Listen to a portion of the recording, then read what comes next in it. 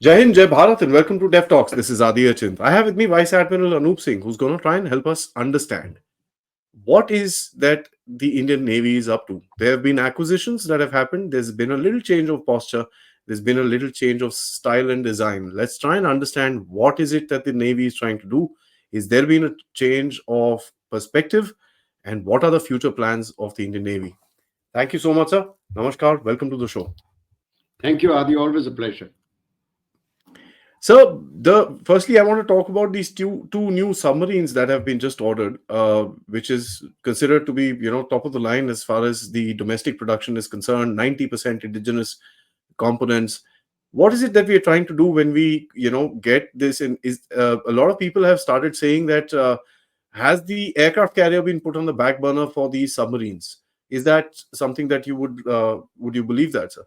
Well, strictly speaking, no.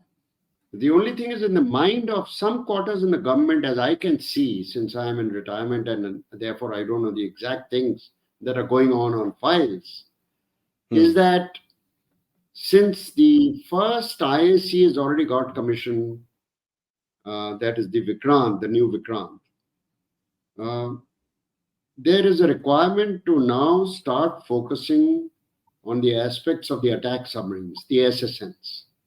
And therefore, you must have been reading in the newspapers and on the net that the government did, which is true, that the government has approved production of two SSNs. Apart from the ongoing process of production of the SSBNs. That line will not get disturbed, nor would it get reduced in pace. So the SSNs is going to be a completely new line. So, what is the change of posture when you actually go in for these attack submarines? What is the change of posture that the Indian Navy is trying to do, sir? What is the change of game, perspective, posture? What is it that we're trying to achieve? You see, Adi, let me go back a bit in history. Why did India decide to go nuclear?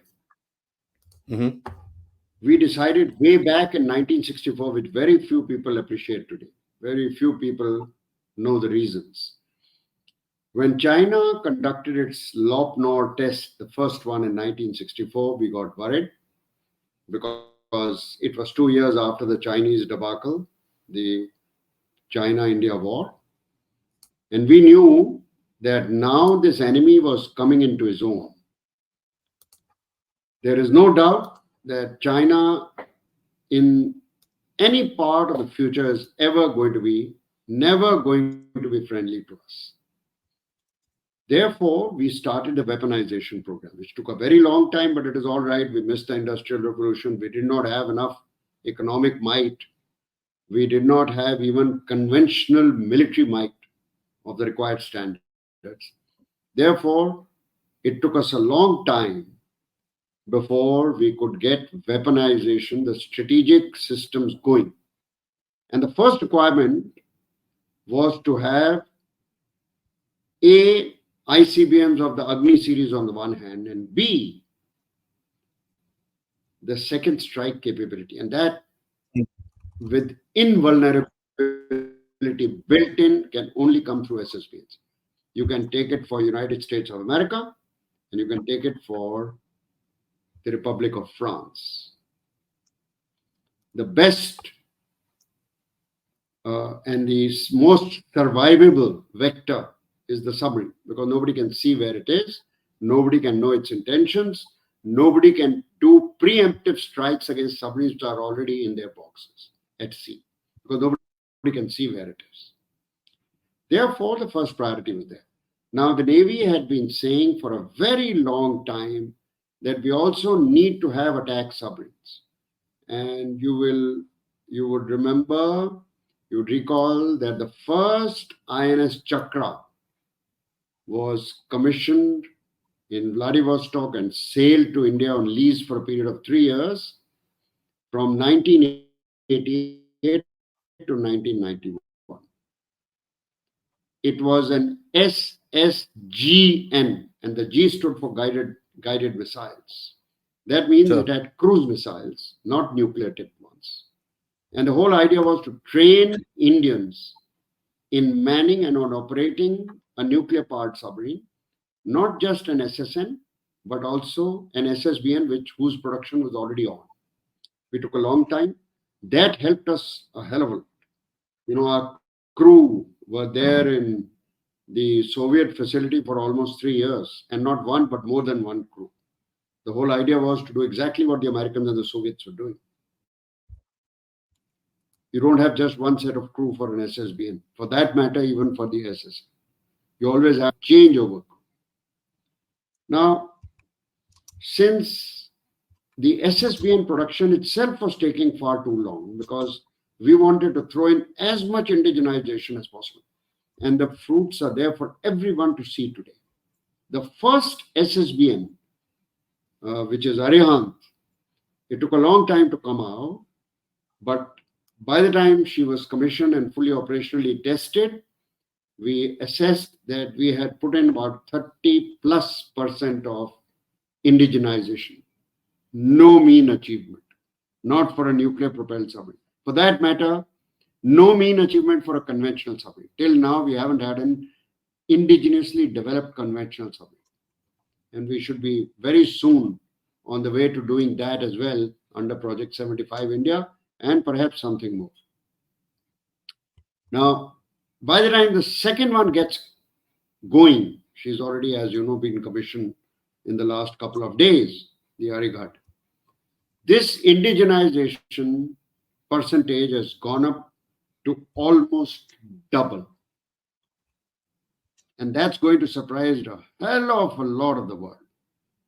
I mean, I'm saying it only from what I'm reading on the net and a little bit of introductory knowledge that I had.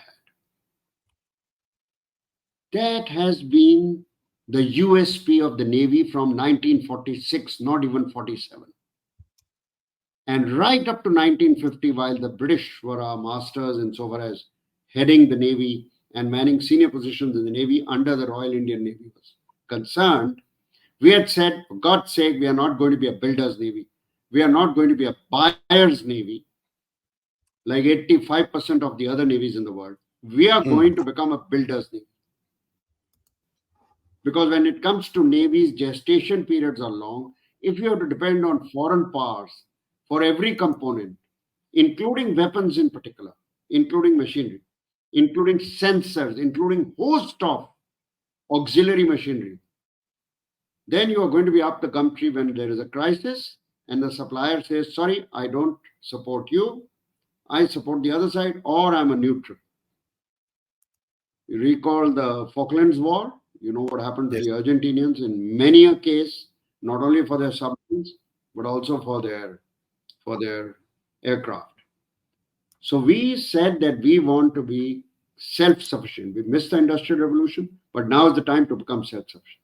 And that's why the Army and the Air Force are now, for the last couple of decades, been trying to follow in the wake of the Navy to say we must have establishments of our own, which will and push for indigenous production. Wherever there is collaboration with foreign navies or foreign defense suppliers, we ask for transfer of technology, which is not going to come easily. Even now, it hasn't come so easily, except for some Soviet systems and thereafter for some Russian systems. So it is not the case that all of a sudden we are changing our posture and therefore shifting from the aircraft carrier to the SS. These are two entirely independent projects. The problem, as I said a little while ago, is of budget appropriation. And for this, it is not the defense budget. All systems, the budget is separate. That's what is happening. And the day you start getting SS adversaries is going to double. Because the SSBN is when nuclear strikes take place.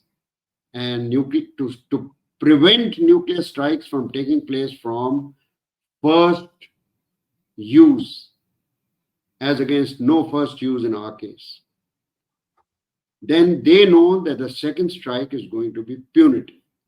And we've been insisting on massive retaliation. So therefore, there is a bit of a balance as we. In the SSN's case, nobody knows where a nuclear-powered submarine is, whether it is an SSBN or an SSN. The SSN has a habit and is designed to trail and tail the enemy. It goes to those areas where you know the enemy is going to be lurking and trying out something nasty. Since it has a lot of endurance, it doesn't have to come up to periscope depth or to charge batteries, etc. It's on nuclear power. It can go and carry out attack with torpedoes, which can be conventional as well as nuclear tipped. It can also have cruise missiles like a version of the BrahMos, which hopefully will be installed someday, which will come out of a submarine, and it's not difficult because I know the kind of development which was going on was meant for all three dimensions. It could even be the Klub missile, which we acquired a large number of the Soviets and later the Russians. So the SSN is going to be threatening in such a manner that the enemy beware, because he cannot detect the presence of an SSN. And the SSN can put on speed not only in comparison to the surface navy of the enemy, it can actually overtake the speed with a large amount of endurance. So that's where it lies. The aircraft carrier is entirely on its own. The SSN is entirely on its own. Since we already have one aircraft carrier, indigenous aircraft carrier, we've been trying for almost 20 years to get the second approval done. As I hear from the newspapers and from the net in the last couple of days, the approval of necessity for a second aircraft carrier has been given. I may stand corrected if at all those pieces of news are wrong, but that'll happen. There is no doubt. If at all, to preempt any question from you on that score, if at all anyone is thinking of a nuclear-powered aircraft carrier, that's not too soon, not as yet. It takes time for all that to kind of come into fruition. As far as the technology is concerned, it took what, America 25 years to build the first one, and then they kind of perfected the technology and stuff like that. So it's not an easy game altogether. So having said that, the priorities of the Indian Ocean have just increased, and our trade, and of course with the current geopolitical scenario within this region, you see the level of threats of conventional and unconventional threats going up. How does the Navy look at this particular thing, and what are the plans that you see coming into fore to kind of counter these unconventional, especially the unconventional threats that are coming across? Even the US, which is a dominant power of the ocean, is facing challenges as far as the unconventional threats are concerned. So how do we look at our future in that aspect?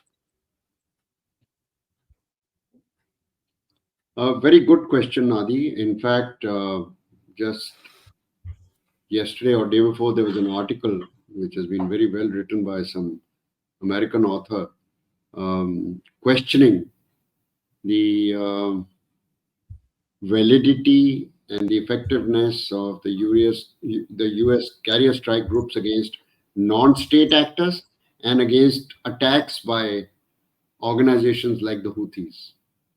Mm-hmm.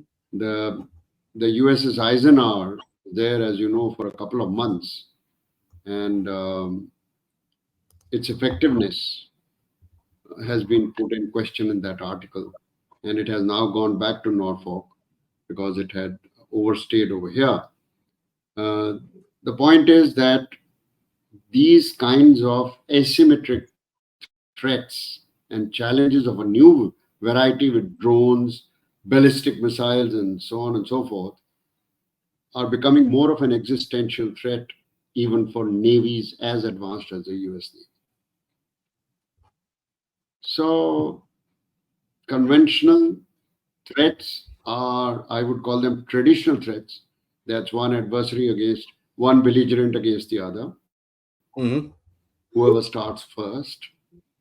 And the unconventional ones, as I understand, these drone attacks and suicide like the Al-Qaeda in the Arabian Peninsula carried out an attack on USS Cole 1 year before 9/11 in the year 2000, while the ship was berthed inside Aden Harbor. Now, the US Navy could have been attacked like that with 37 casualties, 37 fatalities, and many more wounded. And the suicide attack was so effective that it shuddered almost every navy in the world as to what kind of an era have we entered. That's been taken to a different level by the Houthis and others.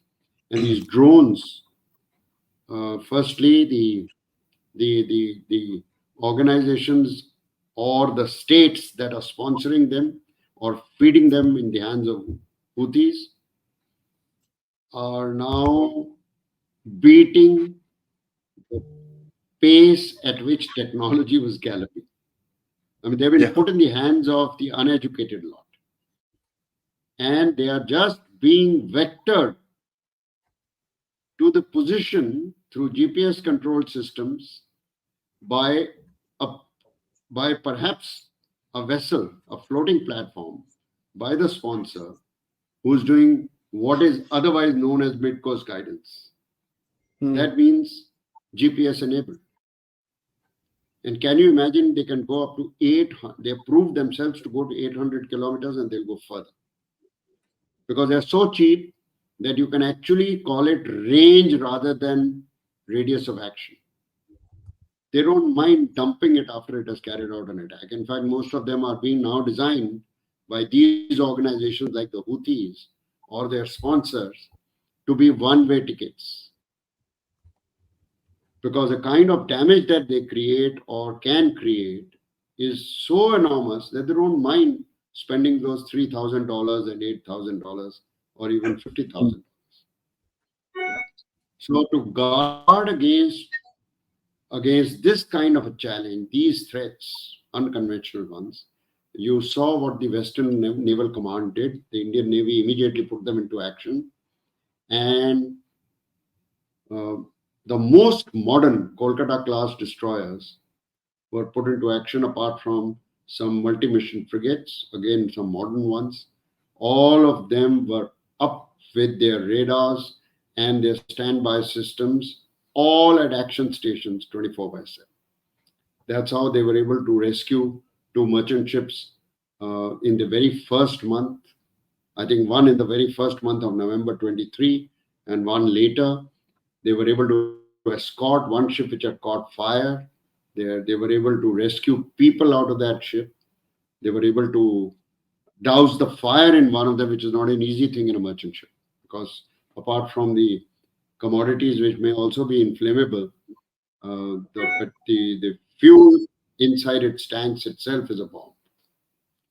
So this is not going to end so easy. This is something that is an offtake from the Al Qaeda in Arabian Peninsula, and these are not suicide missions, because now you've got a toy in your hand which you launch, and it goes to the point intended for attack. The funny thing about this whole Houthi business is that one thing one is noticing is there is a propensity of actually carrying out these attacks in it's not a patterned attack, it's a random attack. You just pick up anything and just bloody fire a drone at it, and it doesn't really matter kiska hai, kya hai, kya nahi hai. And they made mistakes as well. They hit a Chinese ship which was not supposed to be done, was supposed to be out of bounds and all that stuff. There was a whole agreement about it. And today somebody put out a picture with a row of Russian ships carrying Ural crude towards India, and they were saying, how is this supposed to happen? We in the West are not able to do this, and Indians are getting their fuel from this thing. So it's not a patterned affair; it's a random affair which actually takes place, and one doesn't know how to create, for the lack of a better word, SOPs to counter this threat. But in the long term, what I see is that maritime terrorism, if I may put it that way, sir, I don't know if it's the right phrase to use, but maritime Yes, terrorism is going to that's the become the right future. phrase. Yes, and we are in the future. We are in the How do you future. I think Fukuyama was right. End of history in 1989, when the Berlin Wall came down. Yeah, well, so, but And how do you think navies should plan for something like this? Because the army knows, okay, fine, there's a terrorist, he's got an AK-47, we shoot him out. These guys are firing drones from 1,000 kilometers away. How do you even, retaliate to something like that? How do you even protect yourself? so as I said, that that article which has just come out against the Eisenhower's efforts, and its strike group, the entire strike group was on station as soon as the Gaza war was um, seen on the horizon. And what is being put to question are we really prepared with such expensive defensive systems and yet not successful? Are we really prepared for the future? Because right from the beginning, as I said in one of the earlier episodes with you, that this takes our mind back to Che Guevara, guerrilla warfare. The enemy just didn't know. The enemy and the government of that period just didn't know what hit them. Yep. It came to almost surrender. And what are the costs to Che Guevara? Nothing compared to what the government was investing. The same Yep. thing has happened. The same thing happened in a very positive sense when China tried to acquire to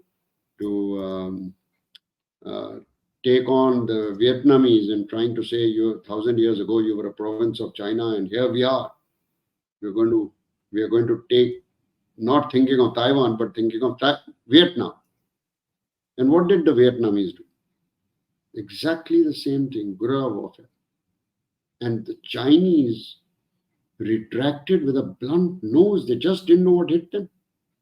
They had so much more manpower. They had so many more weapon systems, which the poor Vietnamese did not have. So asymmetric warfare, the strength in asymmetric warfare, in this case I will call it strength, because the Vietnamese were fighting a very fair war, counter war. But in the case of asymmetric warfare of the kind that you are mentioning, whether by the Houthis or some other people, or by the Hezbollah, or by some other state or state sponsored or non state actors, that is the greatest fear that the entire developed world is going through. That there is no cost to them at all. There is no cost even in paying hundreds and thousands of dollars to mercenaries or to those so-called jihadis to say, here is the bank account for your family, you just go and make sure that you become a suicide bomber. It's not even that. And in any case, Houthis are not spending a penny, Yemenis are not spending a penny. So those errors did take place, as I said in the last to last episode, that what was surprising was that despite so much suspicion on one particular country in the region that they were sponsoring and supplying the drones to the Houthis, and that the platform which was doing the so-called mid-course guidance and guiding those drones to their targets hundreds of kilometers away, that country's own cargo ship got attacked. These mistakes are bound to happen. The Chinese vessel was attacked. Yeah. Those mistakes are bound to happen. They are not so developed, and I mean, if the United States could have USS Vincennes carrying out an attack against Iran Air 565 or whatever that airliner's flight number was, and killing 266 passengers, thinking it is an F-14 Tomcat. Yeah. Just because its IFF looked like of an F-14 on Code Charlie. But similarly, the Americans lost two Black Hawk helicopters, which are the latest in technology in the year 2003, when the second Gulf War was going on over Iraq. There was not only friendly fire, they just rammed into each other, despite being so good that even anti-collision systems were installed. Yeah. So these things are bound to happen. But then unconventional warfare, the greatest advantage to the state or non-state actor which is doing asymmetric warfare of this kind is that it is at almost no cost. You spend So $3 million in or $2 million from the carrier strike group, even from a frigate, to bring down some drones or some cheap ballistic missiles or some other kinetic energy weapons from the Houthis, which have cost just about $2,000 or $3,000 a piece. And you are spending $2 to $3 million for the SAM system, for one missile, one SAM. yep. So we are entering into an era where this is going to be emulated by many countries who are not straight and not straight thinking. That is the great danger. That's my worry, sir. And with That's the AI worry. now coming in its own,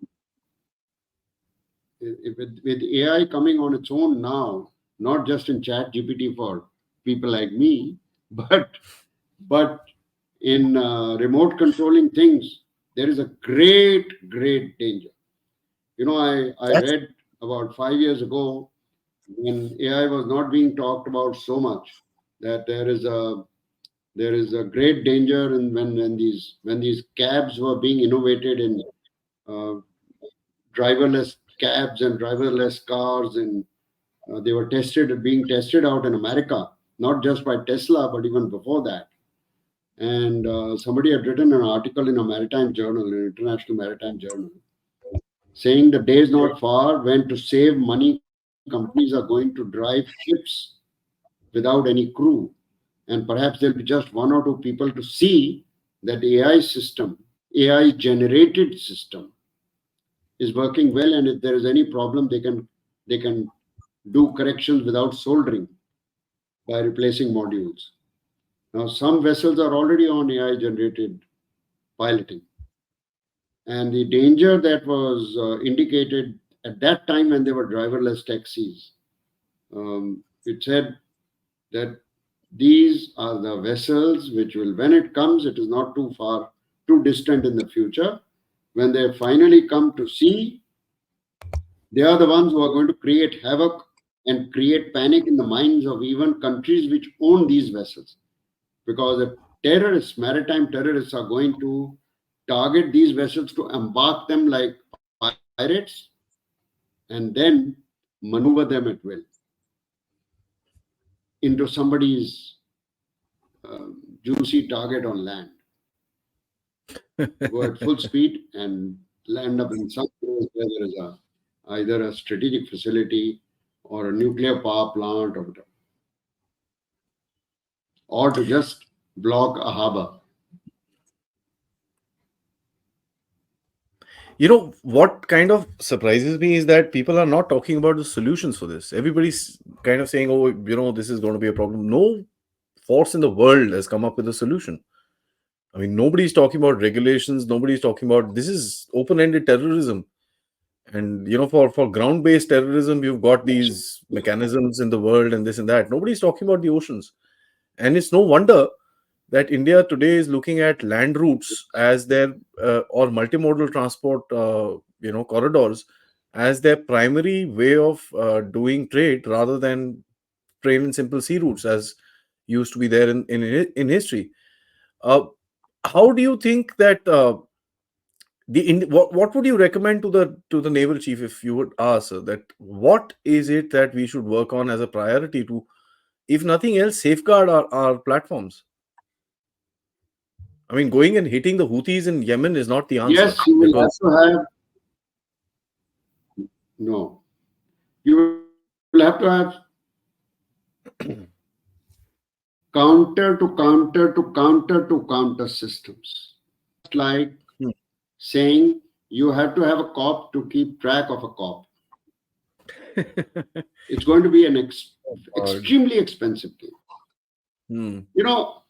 An example where instead of AI, humans were being used. IS trained and IS indoctrinated humans is there for everyone to see in 2014, when PNS Zulfikar, a frigate of the Pakistan Navy, was attempted to be hijacked by terrorists who happened to be sailors of the Pakistan Navy who had left service, and one or two of them had been sacked because of some wrongdoing. They joined the the ISIS, and they tried to hijack that warship in harbor.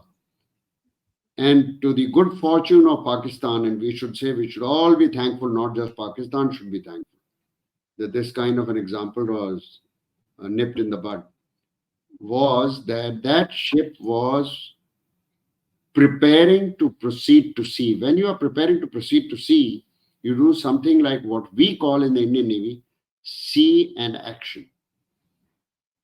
That means it's an exercise, it's a proper drill to say get on to the action mode so that all systems, weapons, navigation, communication, gunnery, weapons and non-weapon systems, including machinery, are tested out in harbor. For a steamship, it used to take about 4 hours. For a diesel or gas turbine ship, it takes just under an hour. And it was in sea and action because it was preparing to proceed to sea. So these clowns thought that because it is already doing sea and action, is preparing to go to sea, we will hijack it because all systems are go. And then with the help of AK-47s, put the gun on the head of not only the captain, but also the rest of the crew, the sentries, etc. But because it was doing sea and action, the sentries on deck had their own weapons in hand, small arms in hand, including some Sten guns, etc. And they realized what was going on when this Gemini craft, I believe it was Gemini craft, comprising of these ex-sailors who came in as maritime terrorists, came at full speed, and somebody shouted as to what is this fellow doing, thinking that this guy was a suicide attacker. And then when there were some kind of hails from counter shouting by those terrorists on the Gemini boat, that is the time they realized, and some officer or some sailor of their navy, I think they did something very good, or gave the order to the sentry on deck to fire. That's how they thwarted and killed one or two of them and injured the others, and the boat ran away. You imagine that the whole purpose of all this was to hijack the warship loaded with weather missiles or guns or other ammunition, and then carry out attack at sea at will at some American ship or some merchant ship or whatever else, and keep going and demanding either ransoms or replenishment of ordnance at sea.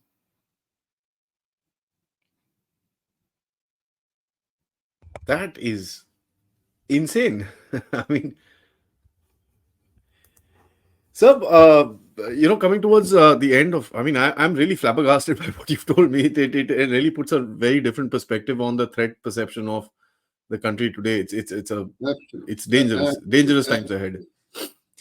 So you also look at the Indian Navy today. I mean, it's exactly what I said. That Please, sir. Sorry. So I was saying, we also have additional responsibilities in the Indian Navy today. We've got the Africa corridor coming up. We've got you've got port facilities around the world that are need to be protected. Your trade. You've got a port in Haifa. You've got a port in Chabar, both in the midst of a potential war.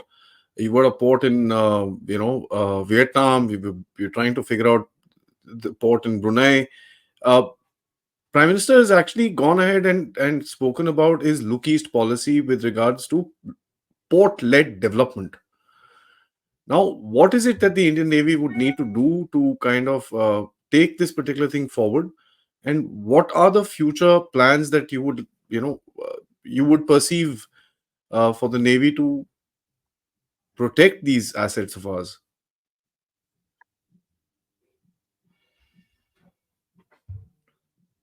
I think all kinds of preventive measures will have to go up fivefold, if not more. Concertina cables on your perimeter walls are not going to be enough. To give you an example, one of our naval airfields, which is almost strategic.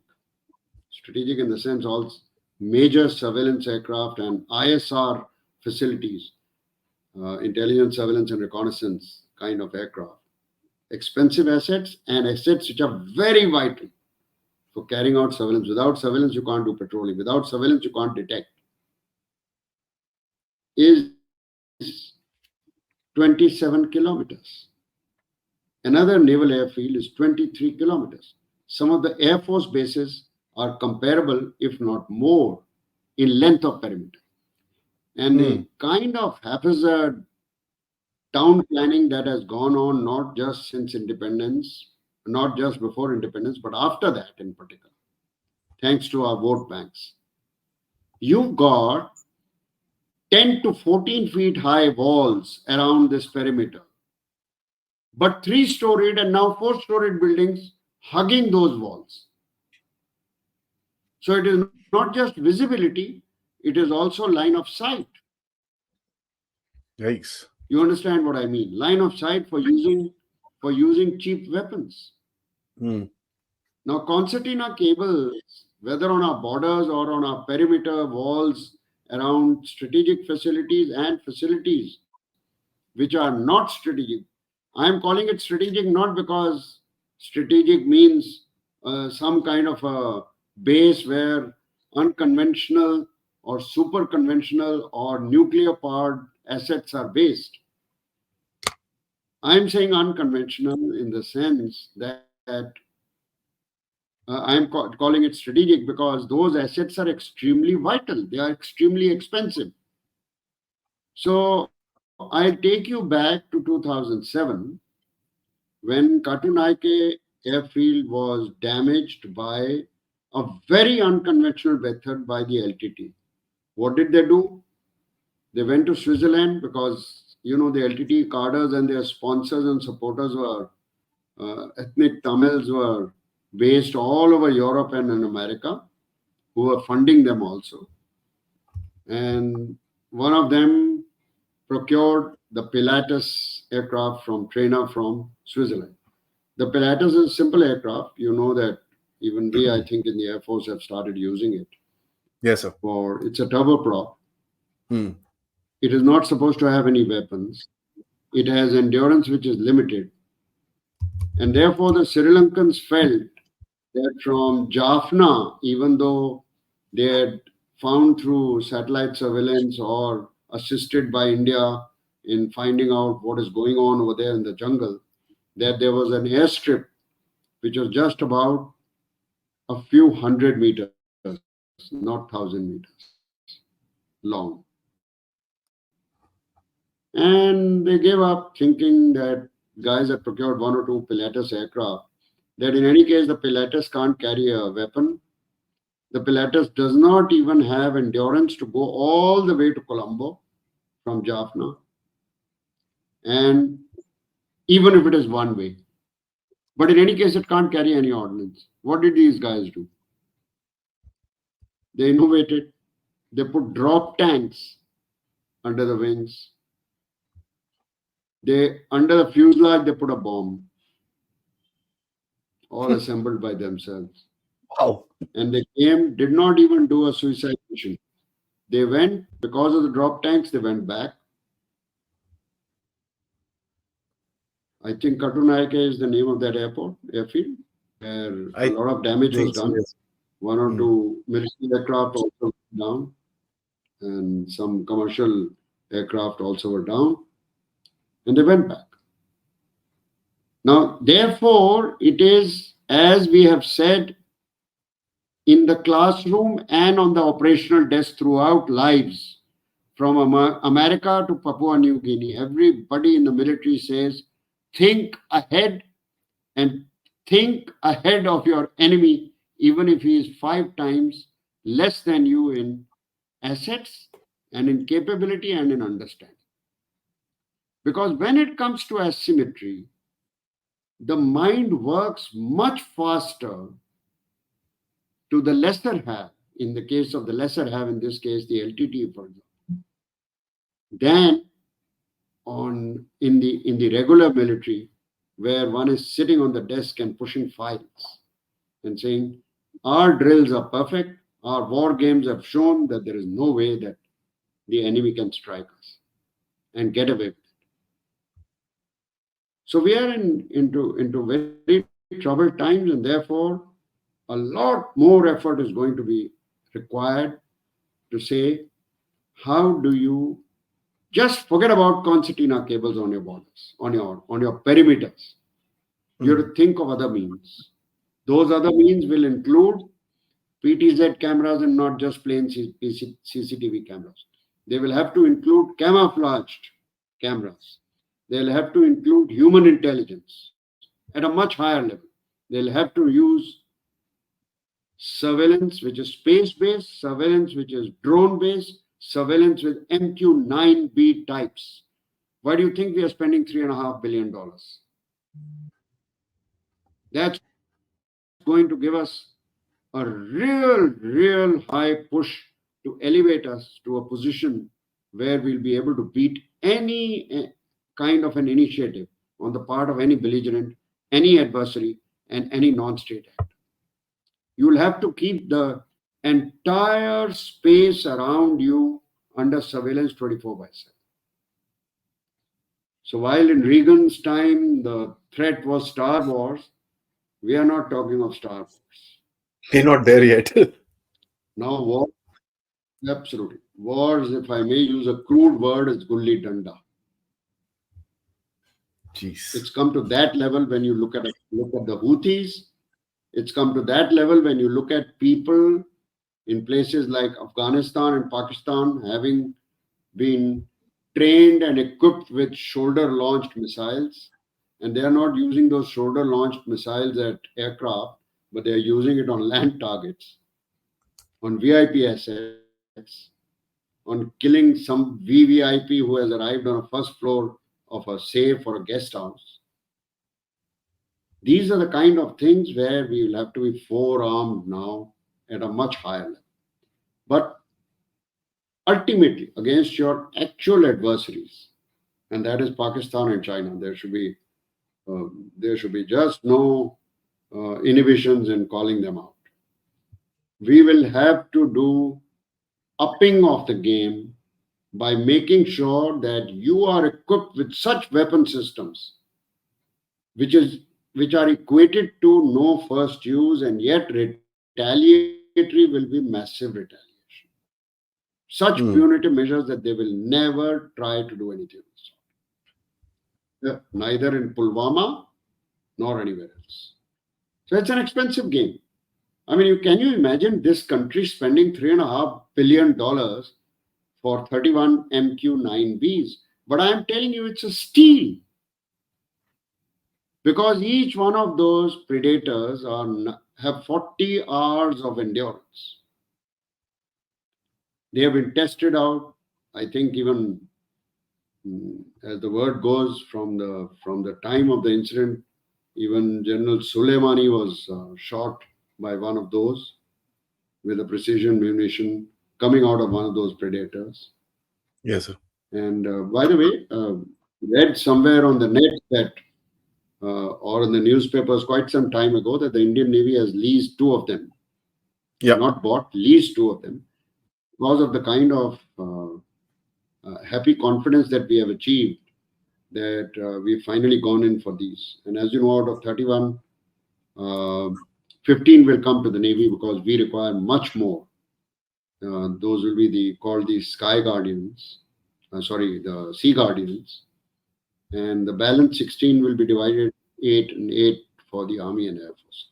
As time passes, I can assure you, very soon, these are the kind of systems which will not just be for surveillance, but they will be armed. That means they will not be UAVs, they will have to be UCAVs, Unmanned Combat Aerial Vehicle. Everywhere. And the game is going to be to beat all those notorious guys by adding more and more endurance and more survivability. Yeah. I think that's the key point that you've brought about today, sir. That the game is going to change now, and we must We must acknowledge that because even I think we need to get back to ground basics. There's a lot of focus on high end and this and that and all that, but I think the ground basic needs to be looked at. On that note, sir, thank you so much. It's always insightful talking to you. This was a lovely conversation. I learned a lot, as a matter of fact, changed my perspective as to how one should look at warfare going forward. Uh, as I said, it needs to be ground basic. We can't focus so much on that. But one thing that I've kind of picked up is that there's a good old idiom: everything is a weapon if you know how to use it. And I think that is coming true in front of our eyes. So Yes, thank you for making me thank yes, you for making me realize that, sir. absolutely. Thank you so much, sir. See you next time. Jai Hind. Thank you. All that I will add in the end is that Sir. the first few movies in the series James Bond might truly come true, including that pen which used to strike a missile. Yeah, if pages are exploding, then pens are, one can Yeah, only imagine, sir. I was going to say that, clenching my teeth in trying to say, look at the pages. Yeah, yeah, yeah. If pages are going up, one can only imagine, sir. Thank you, sir. But Namaskar. Adi, one more thing I'd like to add is that you Sir. can forget about the 82,000 that the Sensex index has gone up to or fallen by 2% a couple of days ago.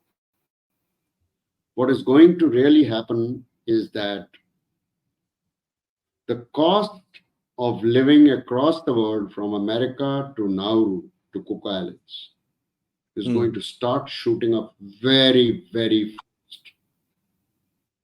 If onions are already at some 70 or 80 rupees a kilo and tomatoes have gone beyond 100 in India, which has got not just the grain bowl but the Indo-Gangetic Plain, and almost every part of India, including the desert, is now producing vegetables and grains and all kinds of things.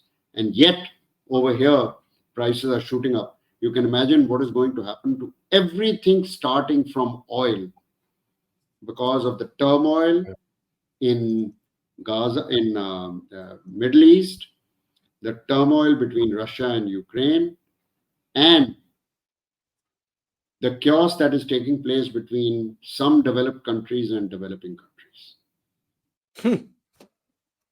Seems like it's the developing countries that have the brain Already, today. already, yeah, already, the most developed countries have started telling their shipping companies, or shipping companies have started telling their shipping masters not to go through the Suez Canal, go around the Cape of Good Hope. That adds 20 days of passage even to come to Yep. India. That Hmm. adds for a big ship $400,000 to $500,000 worth of extra fuel. Can you imagine what will happen for our mobile phones, for our automobiles, for small little things? All of us consumers around the world will have to pay more.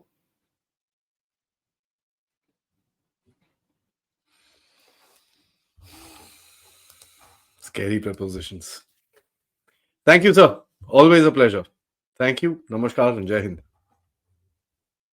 Thank you, Adi. Always a pleasure with me too. Thank you. Sir.